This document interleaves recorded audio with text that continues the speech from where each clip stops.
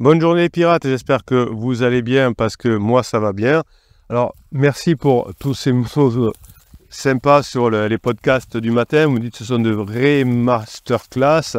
Ça nous donne une idée de ce qu'il peut y avoir de plus fort dans les formations, c'est vrai. Ah, vous avez raison. Faut pas juste les vidéos, vous n'avez pas de vidéos divertissantes du capitaine. Vous avez, même si on passe des moments ensemble, c'est vrai. Mais on a des masterclass le matin et on a des réponses à vos questions, des témoignages dans les podcasts de l'après-midi. Et ça, vous adorez, hein, les deux sont complémentaires. En tout cas, merci de vos compliments, ça fait toujours plaisir. Ouais, allez, on va dire que c'est des podcasts, ce sont des masterclass. Alors, je voulais vous parler justement ce matin de moments qui vous font mal. Hein, c'est quand votre conjoint ne vous donne pas suffisamment de tendresse, notamment après les disputes.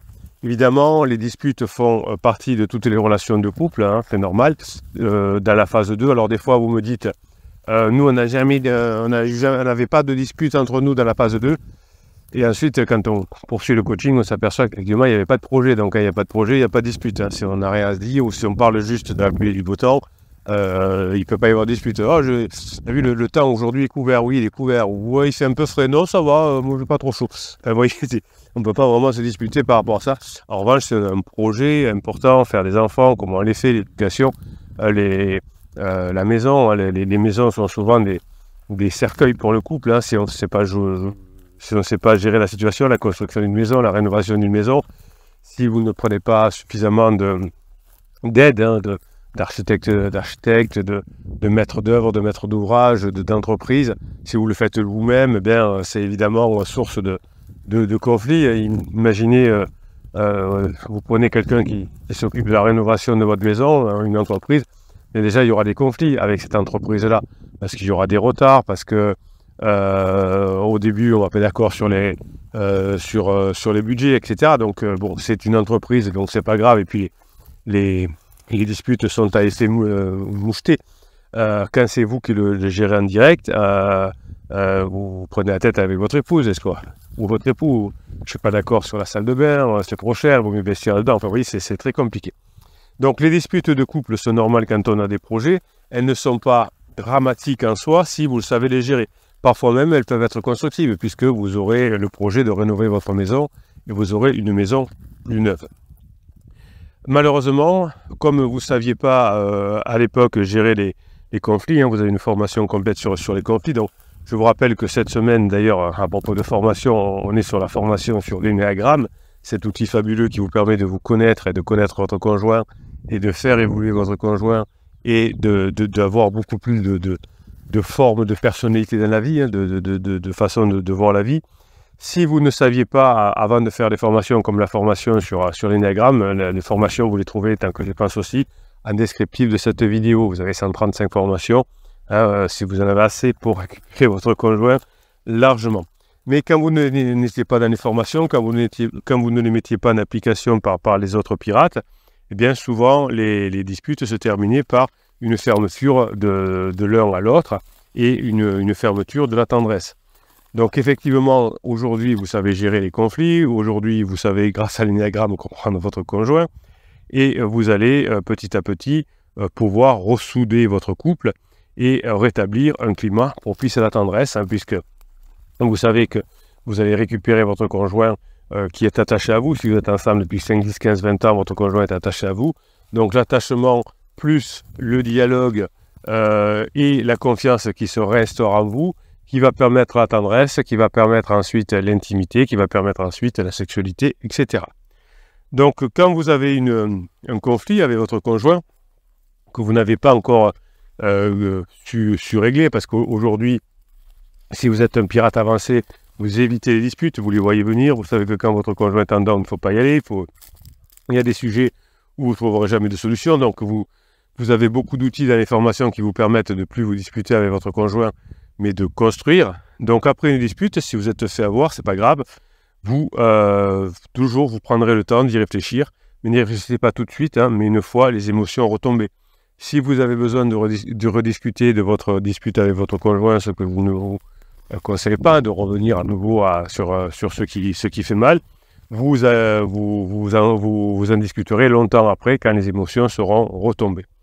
Donc pour vous, c'est important quand même de savoir ce qui s'est passé, qu'est-ce qui a déclenché la dispute, sur quoi portait-elle, pourquoi moi j'ai pas su l'arrêter, hein, pourquoi j'ai mis de l'huile sur le feu au lieu de mettre de l'huile dans les rouages, et je vais essayer de comprendre ce qui s'est caché chez moi qui a entraîné cette dispute, qui a finalement fait que pendant un certain temps, on n'aura plus de tendresse avec nous, et quelle est la colère cachée chez moi, mais aussi quelle est la colère cachée chez mon conjoint.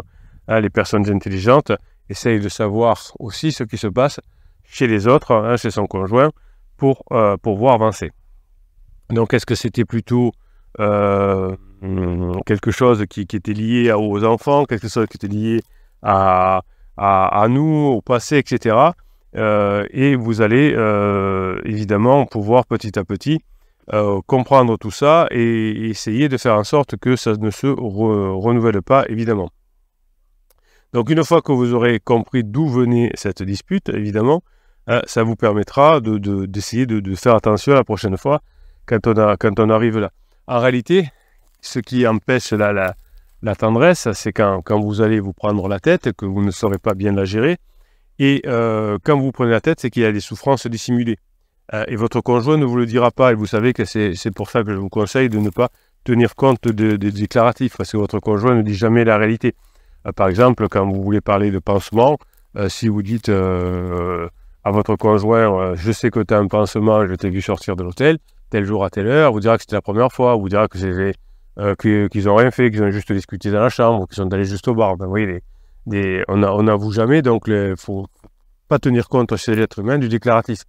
En tout cas, il faut couper, recouper. Hein. C'est comme si vous étiez un commissaire de police, un commandant de gendarmerie, et que vous ne vous arrêtiez qu'au premier déclaratif d'une personne qui est soupçonnée d'avoir fait quelque chose.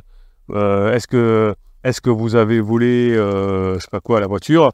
Ben, le déclaratif, ben non, c'est pas moi. Ah bon, mais c'est bon, merci, je vous crois, au revoir. Non, ça se passe pas comme ça.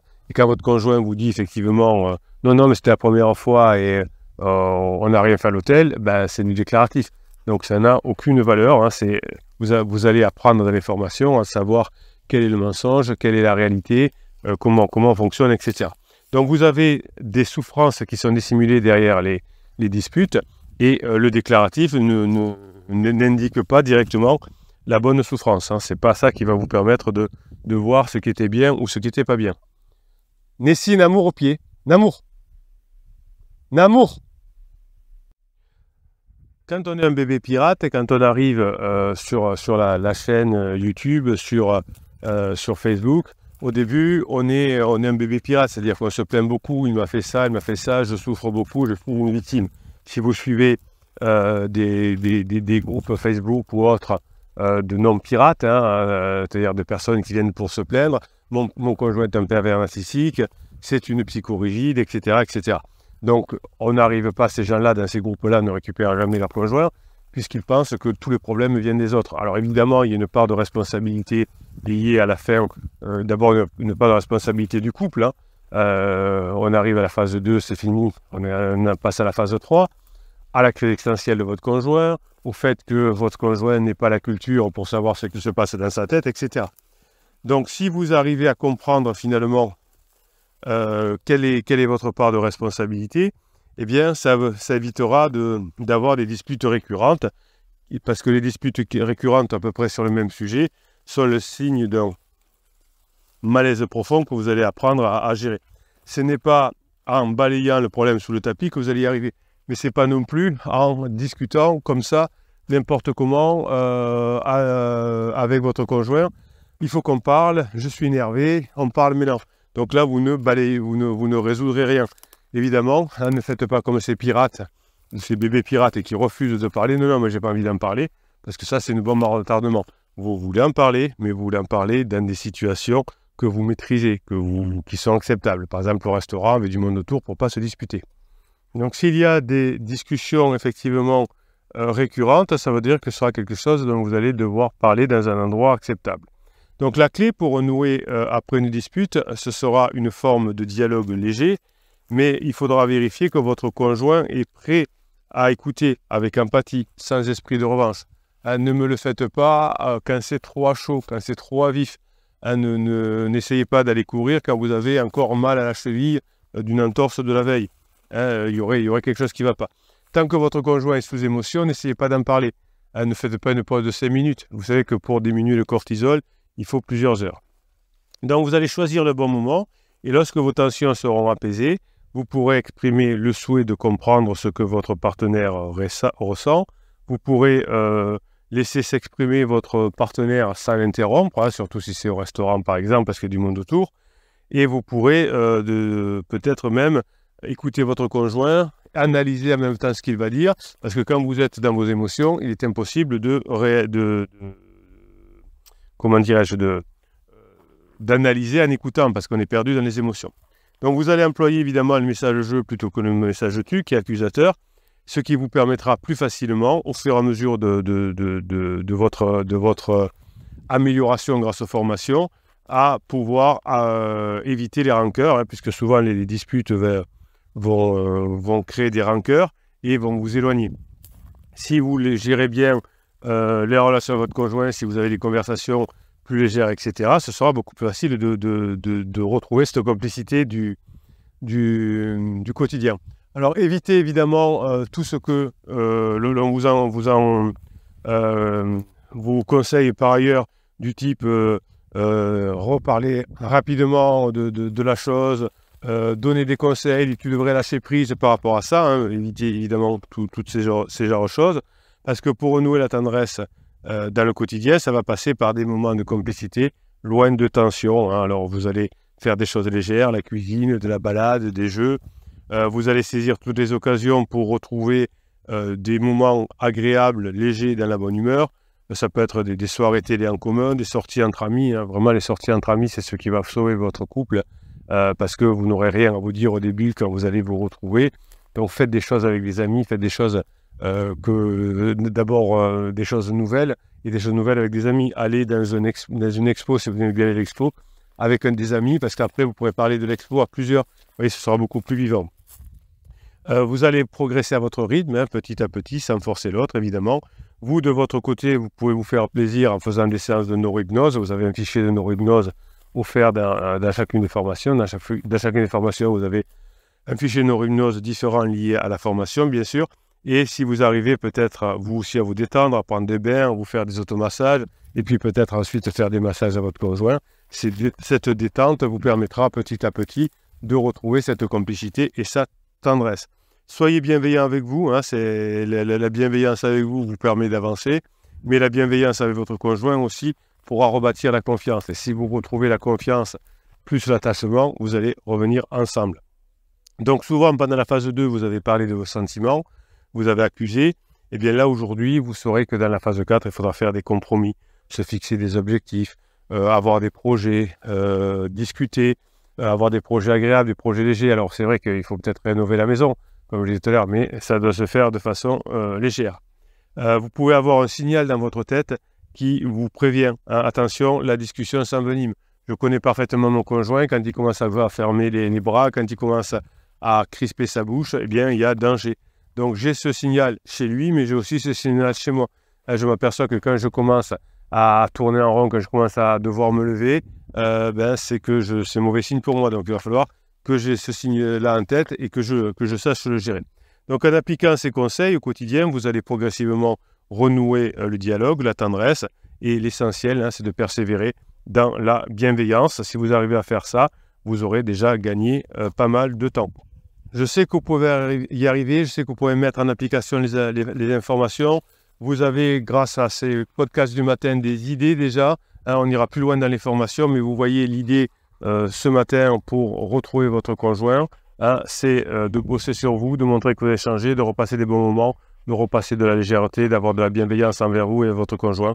Et tout ça va faire que vous allez chaque jour davantage, petit pas par petit pas. Vous avez une formation sur la méthode des petits pas qui est exceptionnelle, l'effet cumulé. Faites-la, mettez-la en application et vous m'en direz des nouvelles. Vous pourrez l'appliquer évidemment dans votre travail ou ailleurs avec vos enfants. Par exemple, j'avais un pirate qui a sa femme en crise existentielle et ses 2 filles.